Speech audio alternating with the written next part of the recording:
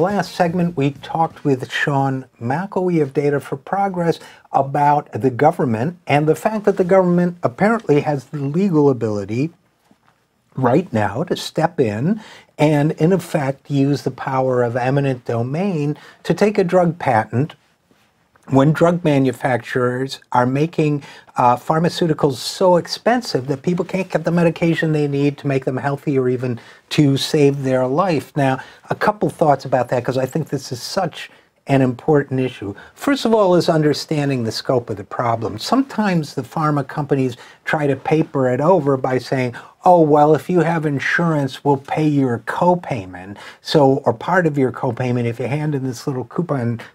So it's not really so bad. Well, actually, it is really so bad, because if you have a drug that costs $80,000 for a course of treatment, that for, let's say, a cancer drug, then you know what you're doing. You may want to pay the copayment for somebody on, let's say, Medicare, so they save $1,500. But the society as a whole, the economy as a whole, the people as a whole are paying that $80,000. Or you may negotiate a deal with an employer's health insurance company, a private health insurance company, so that it's only, quote unquote, $50,000.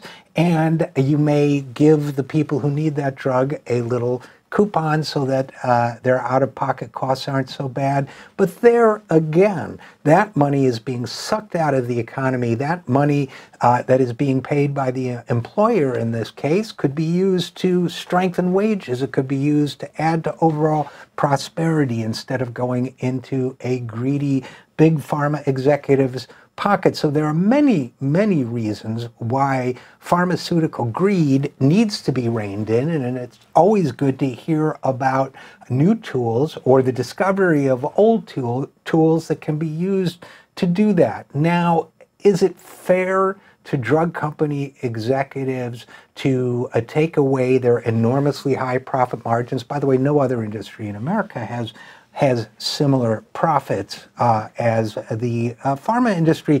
Is it fair to them, though? Aren't they just good guys trying to do a job? Well, some of you may remember last month when the CEO of a pharmaceutical company said that a 400% price increase on one of his drugs was, quote unquote, a moral requirement.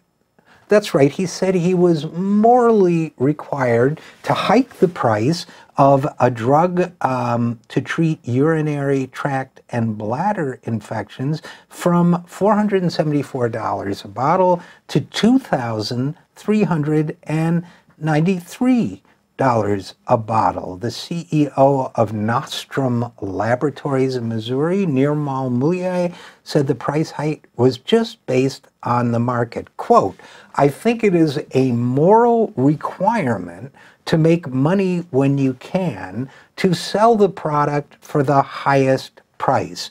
This is not morality. This is psychopathy. Now, Mulye said, the point here is that the only other choice is the brand at the higher price. It is still a savings, whether it is a big one or not. And now he's saying that because you could get another version of the drug for, quote unquote, only $2,800. Now, is it a moral requirement to raise a drug price by 400% when people need it to get well? No. As I say, it's moral psychopathy. It's something that says that you have to make every possible dollar you can, regardless of the impact on human lives or deaths, and that somehow that has become the morality of the time. So we are actually fighting the sociopathic amorality of executives like this at the same time that we are saving lives when we make affordable drugs available to all Americans. Now, I won't hide that I feel strongly about this. I won't hide